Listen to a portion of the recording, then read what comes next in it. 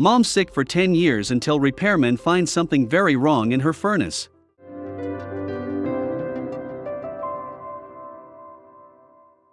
Kathy was sick and tired of being sick and tired. Doctors turned her away, her relationship with her daughter was suffering, and she was miserable. Eventually, she accepted her fate. If no one could help her, she would help herself. But she never expected this. When Kathy heard the doorbell ring, she dragged herself upright, hunched over, and coughed heavily. Reaching for her walking stick, she pulled herself up from the couch.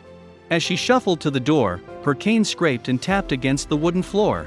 The contractors had arrived. When they made their way upstairs to finish the job, she retired back to the couch, her usual spot. She closed her eyes, hoping that a nap would alleviate some of her aches. Then, she heard them scream her name. Kathy Wilson was an ordinary 41-year-old who lived in Shelbyville, Indiana. She had worked hard to support her family. She was no CrossFit enthusiast, but she lived a moderately active life. 10 years ago, she fell ill unexpectedly, and she had convinced herself that she was just run down from stress and work. But her daughter was worried, and she had every right to be.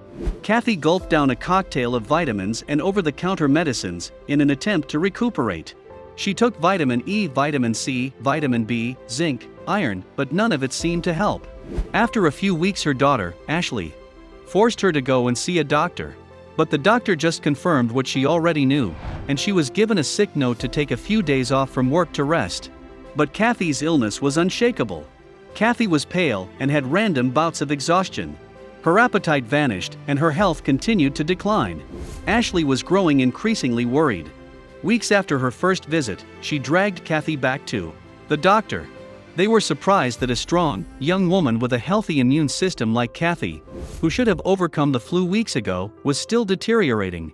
Now, they were growing concerned too. Dr. Mary Beth Hensley, beginning to take Kathy seriously, ran blood and allergy tests in hopes of picking up any disease or intolerance. All the tests confirmed that Kathy was a healthy woman.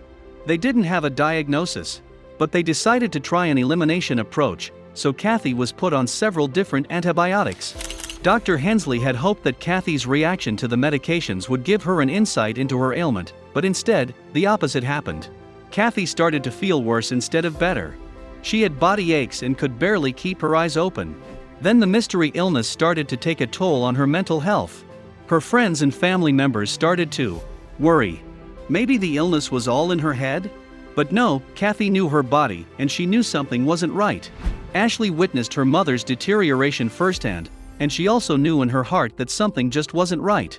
Kathy, determined to get to the bottom of her illness, searched for her symptoms online.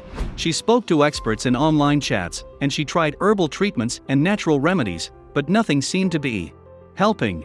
As time went by, more and more people lost faith in her, and no one could give her answers. She had never felt so alone before. Maybe it really was just all in her head? Kathy visited her doctor regularly over the next 10 years. Dr. Hensley provided Kathy with the best care and tested for everything that she could. She went to great lengths to attempt to diagnose Kathy. She insisted on cardiac testing, chest x-rays, MRIs of the brain, the spine, to see if something was related. But nothing seemed out of the ordinary. I felt we were very thorough but didn't come up with a solution, Dr. Hensley explained. But Kathy was growing sick and tired. Years of the mystery illness had affected Kathy's mental health. It impacted on her relationships, work, and most importantly, her quality of life. After 10 years of her flu-like symptoms, she decided that if no one could help her, she would help herself. So she decided to treat herself to a bathroom makeover. She had plans to create a sanctuary by remodeling the entire bathroom. She arranged contractors to take care of the job. But shortly after, they made a shocking discovery. The contractor's forehead crumpled with concern when he asked Kathy when her water heater had been installed. Kathy knew that it had been installed years before she had gotten sick, and Ashley must have been a little girl at the time. She thought hard and replied, "Maybe 10 years ago?" The contractors were horrified. They had discovered that the furnace and water heater, fitted incorrectly, were causing trace amounts of carbon monoxide to escape and leak into the house over an extended period of time. But isn't carbon monoxide poisonous? Carbon monoxide is colorless and odorless, invisible to the eye. This makes the gas a silent killer. When the body is exposed to it, the gas displaces oxygen in the blood, and this causes serious damage to the heart, brain, and vital organs. Even a small exposure to CO can cause chest pains, fatigue, nausea, headaches, and vertigo. But prolonged exposure can have serious effects, including vomiting, muscle weakness, fainting, and confusion. Some cases of CO poisoning even result in death. But how had she been misdiagnosed again and again? After years of searching for answers from specialists and healthcare professionals, Kathy had lost hope. But now, Kathy's decade-long symptoms suddenly all made sense. The most unexpected visitors had finally given her an answer. "I was shocked," she exclaimed. Kathy had been suffering for so long from an unexplained illness, and it had left her in the physical condition of an old woman. But how could she ever thank them enough? Over the years it kept getting worse and worse, Ashley explained. When she heard that finally there was proof of her mother's ailment, she was overjoyed. Now, Kathy would be able to function like a normal human being again. After years of her mother being bedbound, they would now be able to do all the things that they had missed out on, like going shopping or going out for dinner. But could she ever forgive the doctors after all the years of neglect? Kathy hasn't felt this good in years. She got so much more than just a new bathroom from the contractors. She got her life back. She's thrilled to have her body, mind, and spirit healed. "I feel great," she said. "I haven't been this happy and I can't tell how long."